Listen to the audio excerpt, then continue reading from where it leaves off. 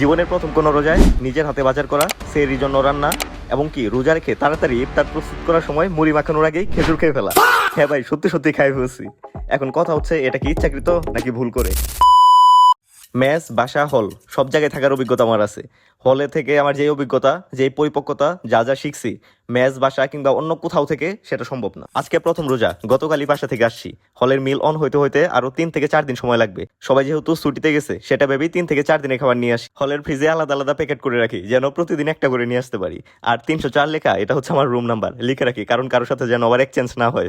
যাই হোক, সন্ধ্যার দিকে ঘুম থেকে উঠি, ফ্রেশ হয়ে নামাজ পড়ে যাই ইফতার কেনার জন্য। সম্পূর্ণ হলই প্রায় ফাঁকা, যদিও 2 থেকে 3 দিনের মাঝে সকলেই চলে আসবে। যাই হোক, বাজারে গিয়ে লেবুর দাম শুনে মাথায় হাত, তারপরও একটা কিনছি, সাথে আনুষঙ্গিক সকল ইফতার সামগ্রী। অলরেডি অনেকটা লেট, ইফতার মাখানোর আগেই শুনি আজান দিয়ে দিচ্ছে। এখনো বুরিন্দা বা বুন্দা যার এলাকায় যায় বলে, সেটা বানানো শেষই হয় নাই। তারপর খেজুর দিয়ে ইফতার ছেড়ে অনেকক্ষণ সময় নিয়ে মুড়ি মাখাই। ক্যাম্পাসে আর 1 বছর আছি, হল লাইফের এইসব মোমেন্ট, রুমমেট, বন্ধু বান্ধবদের সাথে এই স্মৃতিগুলা সারা জীবন হয়তো থেকে যাবে। যাই হোক, নামাজ পড়ে কিছুক্ষণ বিশ্রাম নিয়ে আমার অন্য একটা চ্যানেলের জন্য ভিডিও বানানোর প্রস্তুতি নিচ্ছিলাম। Topic jersey.